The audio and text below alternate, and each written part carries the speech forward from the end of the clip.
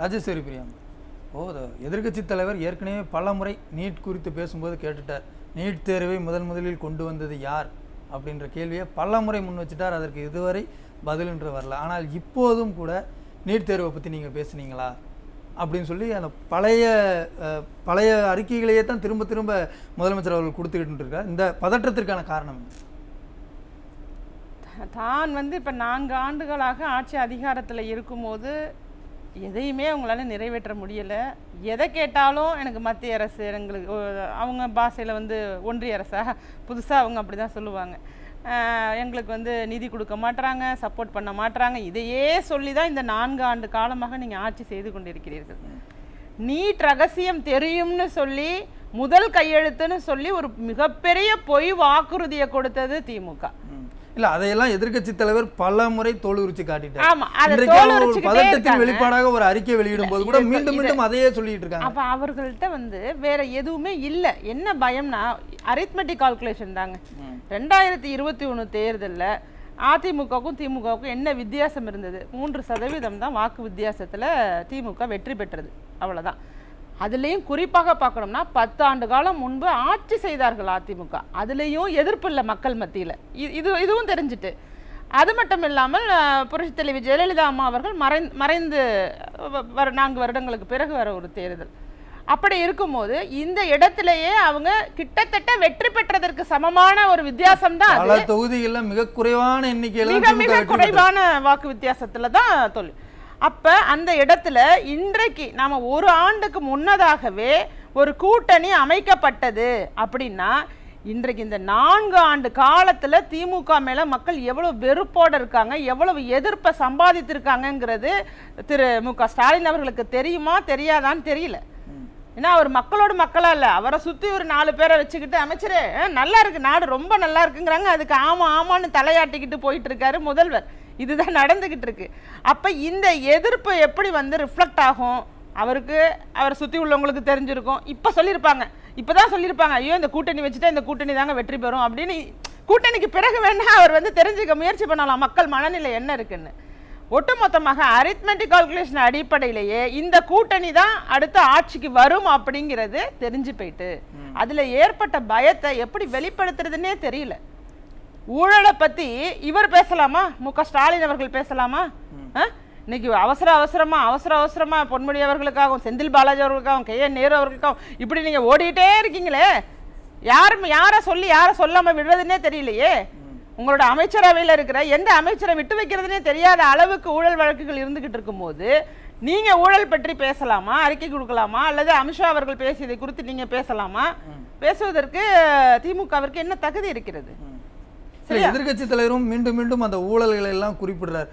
அதுவும் அவர்களுடைய அச்சத்துக்கு ஒரு காரணமா? கண்டிப்பாக காரணம். இப்ப அவர்களோட ஒட்டுமொத்த அச்சமும் என்னன்னா, இந்த 4 ஆண்டு காலத்துல செய்த ஊழல்கள்லாம் வெளியில வரப்போகுது, இவர்களுடைய உண்மையான முகம் மக்களுக்கு தெரிய போகுது. எவ்வளவுதான் நீங்க விளம்பர ஆட்சி நடத்தணும்னு சொல்லி நிறைய மீடியாக்களை தன்வசம் வச்சுக்கிட்டு நாங்க நல்லாட்சி செய்யறோம்னு சொல்லி அப்பா அம்மான்னு சொல்லி அவங்க புதிய மொழிகள்லாம் அக்கா அண்ணன் அப்படியே நான் அண்ணன் ஆயிட்டேன் அப்பாவாயிட்டேன்னு சொல்லிட்டுலாம் இருக்காங்கல்ல. இந்த முறையெல்லாம் எத்தனை யூகங்களை இது போல வகுத்தாலும் கூட இவர்களால மக்கள் மத்தியில இனிமேல் அவங்க நல்லவங்கிறது நிரூபிக்க முடியாது. ஏன்னா அந்த பயம் இருக்கு. நீங்க குறிப்பிட்டது போல இங்க எல்லாருக்குமே தோல்வி பயத்தில் தான் இப்படி தொடர்ந்து அறிக்கைகளை வெளியிடுறது, கூட்டணி கட்சிகளை எல்லாம் போய் நீங்க பேட்டி கொடுங்கன்னு சொல்லி அனுப்பி விடுறது, இதையெல்லாம் அறிவாலயம் செஞ்சுட்டு இருக்குன்றீங்களா? கண்டிப்பா அறிவாலயம் செய்யறது இப்ப செய்வது அறியாம இப்ப ரொம்ப பயந்து போயிருக்காங்க.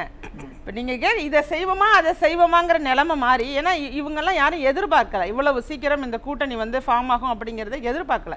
இப்ப மக்களுக்கும் அந்த புரிதல் வந்துட்டு என்னன்னா, சென்ற ஆட்சியில மத்திய அரசோட கூட்டணியில இருந்ததுனால அதிமுகவால என்னென்ன நன்மைகள் கிடைச்சது, நமக்கு 11 மருத்துவ கல்லூரிகள் கிடைச்சது அப்படிங்கிறது தெரியும், 7.5% இடஒதுக்கீடு அரசு பள்ளி மாணவர்களுக்கு கிடைச்சதுங்கிறது தெரியும். இது போல நம்ம அடுத்தடுத்து இணக்கமாக இருக்கிறதன் மூலமாக என்னென்ன நன்மைகள் கிடைச்சது, பாதுகாக்கப்பட்ட வேளாண் மண்டலமாக டெல்டா பகுதியை மாற்றப்பட்டதுங்கிறது தெரியும். இது எல்லாம் அவர்கள் சாதனைகள். இன்றைக்கு நீங்க எதிர்த்துக்கிட்டு நிக்கிறதுனால இங்க என்ன நன்மை இருக்கு? ஒண்ணுமே இல்ல. அங்க எதிர்க்கிறீங்க, பின்னாடி போய் கை குலுக்குறீங்க, உங்க பர்சனல் விஷயத்துக்காக நீங்க வேற மாதிரி நடந்துக்கிறீங்க. ஆனா மக்களுக்காகங்கும் போது அரசியல் செய்றீங்க, ஒரு நாடகம் நடத்துறீங்க அப்படிங்கிறத தெளிவாக மக்கள் புரிந்து கொண்டார்கள். இப்ப எதிர்க்கட்சி தலைவர் திரு எடப்பாடி கே பழனிசாமி அவர்கள் சொல்றது மாதிரி நாங்கள் மாநில நலனுக்காக பாடுபடுவோம் அப்படிங்கிற இடம் இருக்கு பாருங்க, அதுதான் இன்னைக்கு மக்கள் விரும்பக்கூடிய இடம். மக்கள் விரும்பக்கூடிய இடம். இன்னைக்கு இஸ்லாமியர்கள் சிறுபான்மையினராக இருந்தாலும் யாரும் வக்ஃபுக்கு எதிராக தான் ஆதரவு கொடுத்தாங்க. யாரும் இங்க வந்து அவங்களுக்கு ஆதரவா இல்லாம இல்ல. சிறுபான்மையினருக்கு அதிமுகவுக்குன்னு சொல்லி ஒரு இண்டிவிஜுவாலிட்டி இருக்கு, அதுக்குன்னு சொல்லி கொள்கைகள் இருக்கு. அறிஞர் அண்ணா அவர்களுடைய வழியில வந்து அதிமுக அப்படிங்கிறது மாநில உரிமைகளை யாருக்காகவும் எதற்காகவும் நாங்கள் விட்டு கொடுக்க மாட்டோங்கிற அடிப்படையில தான் புரட்சி தலைவி ஜெயலலிதா அம்மா அவர்களும் திரு எடப்பாடி கே பழனிசாமி அவர்களுமே நடந்துகிட்டு இருக்காங்க. அப்படி இருக்கும்போது எந்த இடத்திலையுமே நீங்க இது கட்சிக்காக, அதாவது கூட்டணிக்காக தன்னை மாற்றிக்கொண்டார்கள்னு அதிமுகவை சுட்டி காட்ட முடியாது. திமுக மாத்திக்கிச்சா? திமுக வந்து அந்த அவர்களால தன்னை மாற்றிக்கொண்டதாகவும் காட்டிக்கொள்ள முடியல, மாத்திக்கவும் முடியல. மக்களை ஒரு குழப்ப நிலையில வச்சு ஒரு அரசியலுக்காகவே, வாக்கு வங்கி அரசியலுக்காக மக்களை துன்பப்படுத்திட்டு இருக்காங்க. அது தவறு. இப்ப நீங்க வந்து அந்த பிஎம்சி திட்டத்துக்கு வந்து நீங்க ஒப்புதல் கொடுக்குறோம் அப்படின்னு சொல்லிட்டீங்க, ஆனா மறுபடியும் பின்வாங்குறீங்க. அப்ப அந்த இடத்துல குழப்பங்கள் ஏன் வருது? உங்களுக்கு குழப்பங்கள் இருக்கக்கூடாதுல்ல. மக்கள் பணின்னு வரும்போதுங்க குழப்பங்கள் இருக்கக்கூடாது.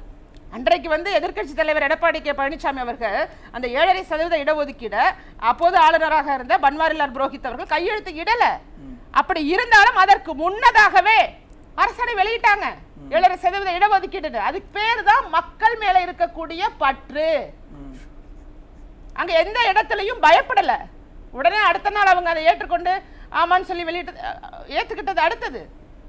ஆனா அந்த ஒரு தைரியம் இருக்கு பாருங்க, அது எதனால வருதுன்னா, எனக்கு என் மக்கள் முக்கியங்கிற இடத்துல அவருடைய தைரியம் அங்க பிரதிபலிக்கப்பட்டது, கூட்டணியிலே இருந்தாலும். ஆனா இங்க நீங்க எதிர்ப்பா இருந்தாலும் நீங்க என்ன சாதிச்சீங்க? எதிர்த்து ஏதாவது ஒன்றை இல்ல, அவர்களுடைய கூட்டணியிலேயே இருக்கக்கூடிய காங்கிரஸ் கட்சியிடமும் கம்யூனிஸ்ட் கட்சியிடமும் பேசி முல்லை பெரியார் பிரச்சனையோ தீர்க்க முடியல. இதை எதிர்க்கட்சி தலைவர் ஒரு கேள்வியா முன்வைக்கிறார்ல. ஆமா, அதைத்தான் நான் குறிப்பிடுவேன். நீங்க காவிரி பிரச்சனையோ முல்லை பெரியார் பிரச்சனையோ உங்களால தீர்க்க முடியாது. நீங்க இப்ப இவர்கள்ட்ட இந்த கூட்டணியை பத்தி பேசுவதற்கு என்ன தகுதி இருக்கு? எந்த இடத்துலயாவது தகுதி இருக்கா? நீங்க ஒவ்வொரு மதவாத அரசியலை யாரு முன்னெடுக்கிறான்னு கேட்டா திமுக தான் முன்னெடுக்குது. அதற்கு 2 தினங்கள் நேற்று பொன்முடி அவர்கள் 6ஆம் தேதி பேசின பேச்சே ஒரு எடுத்துக்காட்டு இல்லையா? நீங்க ஒரு மதத்தினரை இழிவுபடுத்தி தொடர்ச்சியாக, எந்த மதமாக இருக்கட்டுங்க, யார் மனதையும் துன்பப்படுத்தி பேச வேண்டிய அவசியம் கிடையாதுல்ல.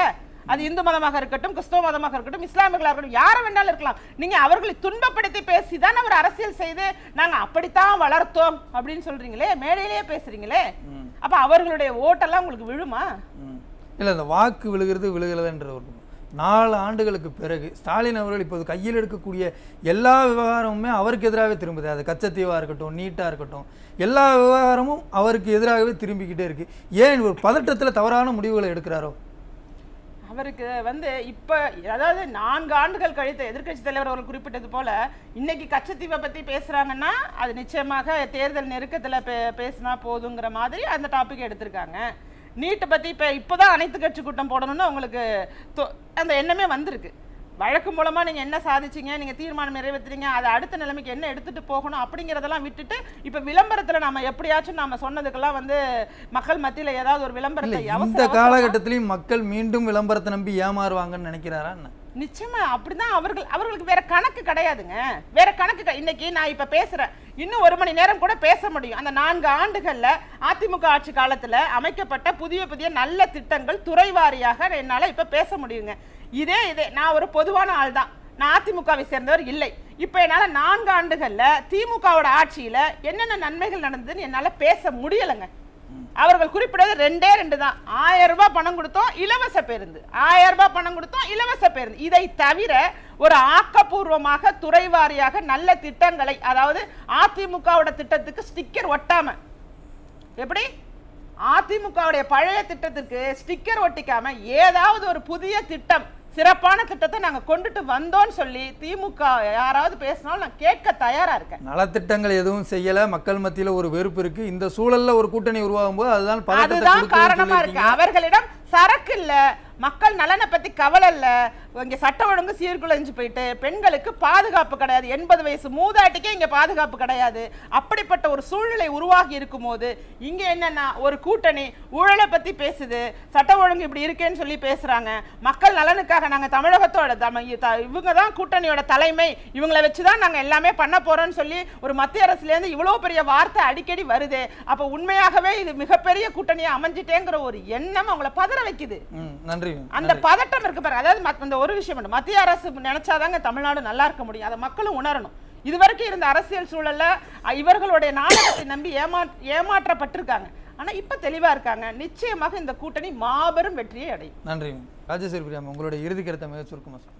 அதாவது ஒரு கட்சி தேர்தலுக்கு கூட்டணி அமைக்கும் போதுங்க தமிழக மக்களுக்கு செய்த துரோகம் அப்படின்னு தலைப்பு கொடுக்குறாங்கன்னா அந்த இடத்திலேயே என்ன அவங்க நினைச்சிருக்காங்கன்னா இந்த கூட்டணி வெற்றி பெற்று விட்டதாக அவங்க நினைச்சிட்டாங்க. அந்த தலைப்பே அவங்க கொடுக்கும்போது அந்த இடத்துல தமிழக மக்கள் ஒட்டுமொத்தமாக இதை ஏற்றுக்கிட்டாங்கங்கிற மாதிரியான தோரணையில தான் அவங்களோட பயத்தை வெளிப்படுத்தியிருக்காங்கன்னு சொல்ல வரேன். அவங்க பொறுத்த வரைக்கும் இந்த கூட்டணி நிச்சயமாக மாபெரும் வெற்றியை பெறக்கூடிய கூட்டணியாக அமைஞ்சிட்டு அப்படிங்கிறதுனால என்னென்னமோ செய்து பார்த்தாங்க, என்னென்னமோ செஞ்சு பார்த்தாங்க. இதை கேட்பீங்களா, அப்படி பண்ணுவீங்களா, இப்படி பண்ணுவீங்களா, எல்லாம் கேட்டு பார்த்தாங்க. அதெல்லாம் மக்கள் நலனுக்காக நான் ஒரு கூட்டணி அமைப்பேன் அப்படிங்கிற இடத்தை மிக அருமையாக ஹேண்டில் பண்ணியிருக்காங்க எதிர்க்கட்சி தலைவர் அவர்கள். இதுல மக்கள் நலன் மட்டும்தான் இருக்கு. இந்த மக்கள் நலன் அப்படிங்கிற இடத்துல இன்னைக்கு தமிழகம் இவர்களோட ஆட்சியில எந்தெந்த இடத்துல எல்லாம் வீக்கா இருக்குன்னு நமக்கு தெரியும். இந்தந்த வீக்கா இருக்க இடத்தையெல்லாம் சரி செய்ய வேண்டும் என்பதுதான் ஒரு உண்மையாக மக்களை நேசிக்கக்கூடிய ஒரு தலைவருடைய கடமையாக கருதப்படும். அந்த இடத்தை தான் நாம பார்க்கணும். அதை விட்டுட்டு இவங்க இப்படி சொல்லிட்டாங்க, ஏன் இப்ப இப்படி செஞ்சாங்க அப்படி சொல்லிட்டாங்கன்னா இந்த அரசியல் களத்துல ஒரு நபர் கூட ஒரே மாதிரியான நிலைப்பாட்டோட டிராவல் பண்ணல, பயணம் செய்யவில்லை, செய்யவும் முடியாது. ஏன்னா இது முழுக்க முழுக்க மக்கள் நலன் சார்ந்தது அரசியல். அதனால இந்த கூட்டணி வெல்லும் அப்படிங்கறத திமுகவே உறுதி செய்து விட்டதாக நான் கருதுறேன். அதாவது இன்னைக்கு கூட்டணியில திமுக கூட்டணியில இருக்கிற கட்சிகள் அடிமை சாசனம் எழுதி கொடுத்தது மாதிரி கட்சி என்னென்னமோ நாட்டில் நடக்குதுங்க, எதுக்குமே குரல் கொடுக்கல. பெண்களை இழிவா பேசுறதா இருக்கட்டும், சட்ட ஒழுங்கு பிரச்சனை, தொடர்ச்சியா நடக்கிற எந்த பிரச்சனைக்குமே இந்த அளவு குரல் கொடுக்கல. கூட்டணி அமைச்சதுக்கு குரல் கொடுத்துருக்காங்க. அப்படிங்கிற இடமே எப்படி இருக்குன்னா உங்களோட வாயை திறக்க வைக்கிறதுக்கு அப்ப திமுகவுக்கு நீங்க கட்சியிலே இணைந்துட்டீங்களா? இல்ல கட்சியிலே இணைந்த அளவுக்கு ஒவ்வொரு இடத்துலயும் நடந்துக்கிறீங்க. ஆனால் அதிமுக எவ்வளவு மிக தைரியமாக ஒரு வார இடைவெளியில அவங்க நிறைவேற்றினதுக்கு எதிர்ப்பாக ஒரு கையெழுத்தை போட்டுட்டு கூட்டணி அமைக்கிறாங்கன்னா அந்த இடம் இருக்கு பாருங்க. அந்த இடம் கூட்டணி அவர்களை பேச வச்சிருக்குன்னு சொல்றீங்க. ஆளுமை மிக்க ஒரு தலைமையை கொண்ட ஒரு கட்சியாக அதிமுக இன்னைக்கு பிரதிபலிக்கப்பட்டுட்டு இந்த பயம் தான் அவங்கள